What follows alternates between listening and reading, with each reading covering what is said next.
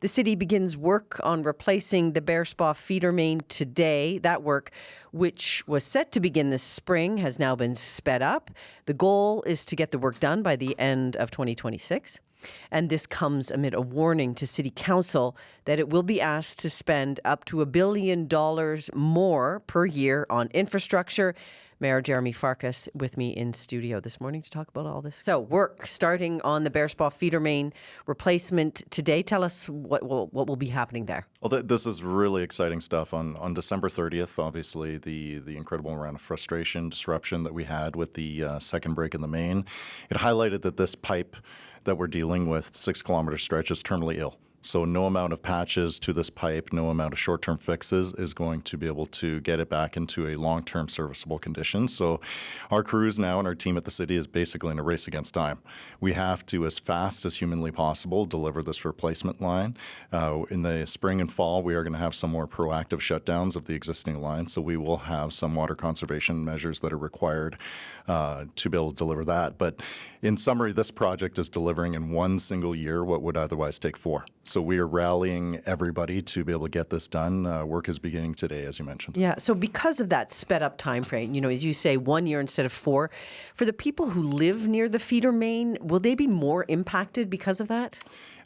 Not at this point. There is staging of construction site setups that's happening around Edworthy Park, near Shouldes Park, near the Sarcee Trail site.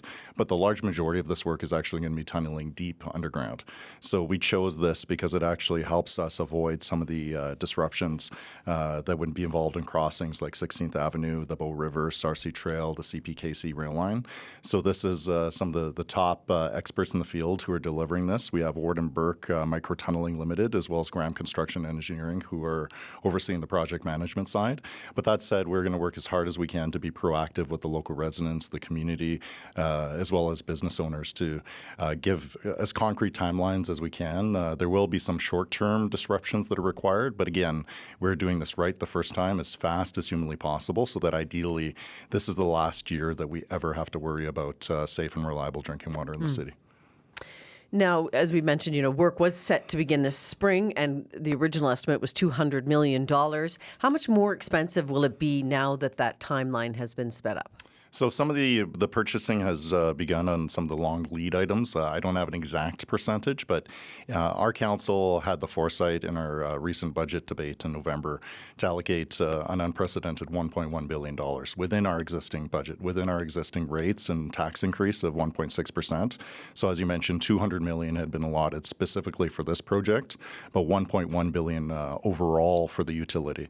So we expect that there may be some reallocation within the budget that we do have in a way that does not have significant increases, at least on the rate side for this specific project. So yes, we're looking at about $200 million. I don't have exact percentages, but it'll be a modest increase on that. And just to put it as a frame of reference, this is $200 million, which is 1/5 of what the overall spend on, say, the event center was. So this is a big project. This is a mega project, but it's a fraction of what has been spent on other projects that are much more arguably nicer. So $200 million, are we talking $300 million, $400? Do we know how much more it will cost because of this? So I can't give you the exact numbers right now because we're in active procurement in terms of trying to get the best prices, but we're looking at modestly over that $200 million. But again, Judy, I don't have that exact number for you. Now, if we could and what I will mention, though, is we want to be as proactive, we want to be as transparent as possible with Calgarians. And when we do have those numbers, we're going to be sharing them fully with Calgarians, the good, the bad, the ugly. And that's what our council committed to by calling our special meeting on the independent panel review.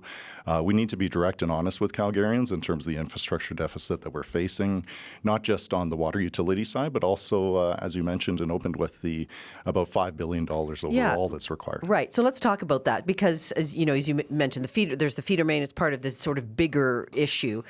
Yesterday, administration said, coming in at $5 billion, that's up from 3.8.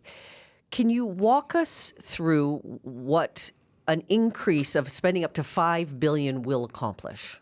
Yeah, so that $5 billion is not just the water utility. Think about everything that the city's involved in. It's not just water, it's stormwater, it's wastewater, it's roads, it's bridges, it's transit, it's rec centers, it's city facilities, it's everything capital-oriented that helps keep the lights on for Calgarians overall. So that $5 billion, we're expecting a significant amount of focus of ours is going to have to be about being proactive and focusing on the preventative maintenance. And I think the importance for us to consider here is that we pay regardless. We pay modestly today or we pay massively tomorrow. And what I'm challenging our council to do, and what I think we're largely united in doing, is dealing with this here and now rather than passing the buck to the next mayor and council, to the next generation to pay massively more. So in the short term, if we can actually address some of these issues, we can generate significant savings over the long term. And that's what the fiscally responsible thing to do is. To return back to the pipes, we lose about 25% of our water that's produced in our treatment plants due to the aging nature of the pipes. If we were to significantly update our infrastructure, reduce that leakage rate down to about 2 to 5%, yes, there would be a significant upfront cost, but there would potentially be a reduction in the rates that Calgarians have to pay by a quarter or more. Right, but $5 billion up from 3.8, I assume that's going to mean a significant property tax increase? So we are looking at all options on the table, really good conversations with the provincial government in terms of how they can allow for more predictable flow-throughs, as well as the federal government has an unprecedented amount of funds that they're putting on the table, specifically for municipalities. So we want to make sure that Alberta gets its fair share of the allotment federally, as well as Calgary gets its fair share of what Alberta gets. But that said, I think we need to be direct and honest with Calgarians about what it costs to sustain our city. And I know this is not a politically popular sentiment, but I need to be as direct and upfront with Calgarians as possible as far as what the cost will be. Because again, we pay modestly now, or we pay massively tomorrow if we choose to ignore Okay, the problem. but let's go back to so for the money. You mentioned the provincial government. Do you have any sense that some of this money around improving our infrastructure will come from the province? Well, it really depends on the specific infrastructure, right? So if there's something with a really rock-solid economic development standpoint, especially unlocking new trade corridors, we're thinking about things like Prairie Economic Gateway. There's a really strong case to be made there. But as far as the municipal portion, just fundamental infrastructure like clean and safe drinking water, that is a really core municipal responsibility. So it really depends on what the project in terms of what level of participation we'd see from the other levels of government. And again, the scale is relatively low when you consider, say, $1.1 billion just allotted for the event center, right? Mm-hmm. So we do have the money here as long as we pick and choose what our priorities are. You brought up the event center a few times. Do you wish that we weren't spending the money on that? Is that what? I think we got to walk and chew bubblegum at the same time. We need everything. And I was not a proponent of the arena. That ship has sailed. It is done. Like we cannot cancel the project, but I'm daylighting that just for frame of reference. So again, we could replace the pipe 5 times for the amount of money that we spent on one event center. Right. But so again, this is a big pot of money that's required, but it's not as big a pot of money as some of the other things we've done. So can I assume that we're going to be paying for this through some increase in taxes in the future? So it depends on what. When it comes to city facilities, rec centers, we've had an unprecedented amount of investment, specifically for Northeast athletics parks, catching up on some of the rec facilities within the 1.6% that council approved for last year. Within the rates we approved, we do have that $200 million for the water pipe. But on a long term, it's going to be a conversation with Calgarians for sure. And then a big piece of that as well is how we choose to grow, right? And whether we choose to be much more geographically efficient versus continuous sprawl in the suburbs. Where and how we choose to grow in the suburbs is a really big cost driver in terms of the taxes that Calgarians pay here now. Do you know, there have been calls all along for accountability around this feeder main break, the state of infrastructure. Much of that has been pointed at the Chief Administrative Officer, David Duckworth. Do you think he should stay in his job? Ultimately, in this city, I am accountable. I am responsible for public safety in the city. I am ultimately accountable and responsible as the mayor of Calgary. Our city council recognizes that previous councils played it really fast and loose in terms of accountability for the city manager. Previous councils and mayors were not very clear in terms of what their expectations were.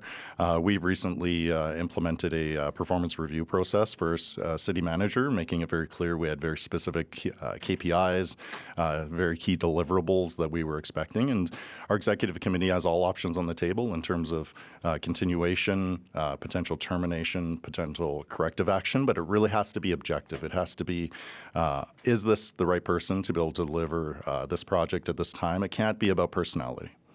And so when were those decisions going to be made then around what happens next with administration? You said you've got these, these key performance indicators, that kind of thing. When will we know?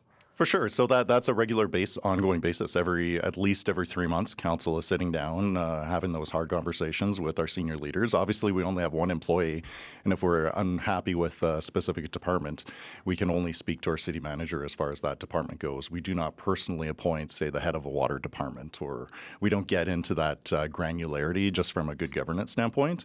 And we're also committed to actioning the recommendations of the independent panel review. And Chair Kiefer said to us that, it wasn't a matter of changing the city manager or not in terms of solving this problem because some of the fundamentals were so broken. So we're united as a council in terms of actioning that and holding our city manager to account. If we do not have the right person in place to be able to deliver this on behalf of Calgarians, we will find somebody else who can execute. But I just want to return to the incredible work that's being done by this team. We are delivering in less than 1 year what would otherwise take 4. This is an incredible team of 20,000 City Hall colleagues that I get to work with every single day. They had 18 days at the Emergency Operations Center working their butts off to get water service back in line for Calgarians. And also want to thank Calgarians for supporting our needed crews, giving space around the construction site, helping conserve water. We're not out of the woods yet, but there's definitely an end in sight.